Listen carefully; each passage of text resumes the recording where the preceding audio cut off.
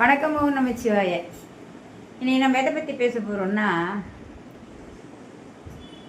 குழந்தை வளர்ப்பு. குழந்தை வளர்ப்புனா என்னங்க எல்லாருக்கும் தெரியாதா? நீங்கள் என்னங்க புதுசாக சொல்ல போகிறீங்க அப்படின்னு நீங்கள் சொல்லலாம். அது எனக்கு தெரியுது. இருந்தாலும் குறிப்பிட்டு சொல்லணும்னா ஒரு சில குறைகளோட ஒரு முதல் குழந்தை பிறந்திருக்கும். இப்போது அடுத்த குழந்தை வந்து நார்மல், ஓகே.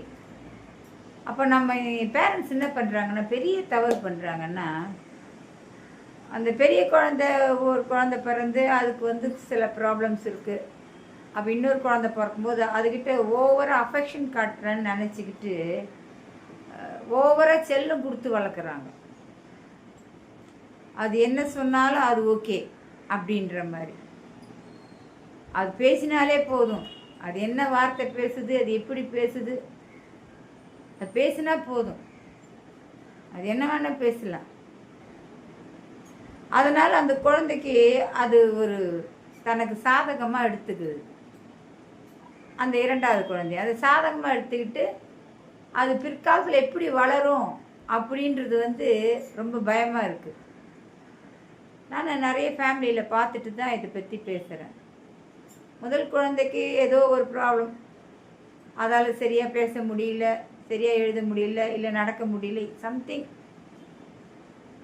இரண்டாவது குழந்தை இது மாதிரி வளர்த்துடுறாங்க. அது இஷ்டத்துக்கு பேசுது, இஷ்டத்துக்கு ஓடுது. அவங்க அதெல்லாம் பார்த்து ரசிக்கிறாங்களே தவிர இது கண்டிப்போட வளர்க்கணுன்ற அறிவே கொஞ்சம் கூட கிடையாது. இது வந்து நான் சொல்கிறேன், தப்பாக நினச்சிக்காதீங்க. அந்த குழந்தை வந்து பெரிய குழந்தைய வந்து திட்டுது. ஏன்னா இவங்க பேசுறதை பார்த்து அதுவும் பேசுது. எதிர்காலன்றது ஒன்று இருக்குது. ரெண்டு குழந்தைங்களுமே நமக்கு பிறந்த குழந்தைகள் தான்.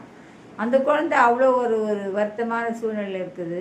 இந்த குழந்தை நல்லா இருக்கட்டும், நல்லா படிக்கட்டும், நல்ல நிலைமைக்கு வரட்டும், அது பெருசாகி அவங்களுடைய அண்ணனையோ அக்காவையோ அது காப்பாற்றட்டும். நல்ல வழிமுறைகளை சொல்லிக் கொடுங்க. பிள்ளைங்க வளரும் போதே உண்மையான அன்பு, மரியாதை, மதிப்பு இதெல்லாம் சொல்லிக் கொடுங்க. இதெல்லாம் சொல்லி கொடுத்தீங்கன்னா அது அப்படி வளராது. நிறைய இடத்துல நான் பார்த்ததுனால தான் இந்த பதிவு போடுறேன். ஏதாவது தவறாக இருந்தால் மன்னிச்சுக்குங்க. அதுவும் இப்போல்லாம் வந்து ரொம்பவுமே பேரண்ட்ஸ் வந்து என்ன பண்ணுறாங்கன்னு அவங்களுக்கே தெரிய மாட்டேங்குது. அந்த மாதிரியான பிஹேவியர்லாம் பண்ணுறாங்க. அந்த குழந்தைங்கள வச்சு அவங்க பண்ணுறதை பார்க்கும்போது ரொம்ப கஷ்டமாக இருக்குது. அதனால் அந்த மாதிரிலாம் பண்ணாதீங்க, சரிங்களா? அப்படி யாராவது ரொம்ப செல்லம் கொடுத்தெல்லாம் வளர்த்திங்கன்னா தயவுசெய்து நல்வழிப்படுத்துங்க, பிள்ளைங்களை நல்வழிப்படுத்துங்க. அதுதான் கரெக்ட், சரிங்களா?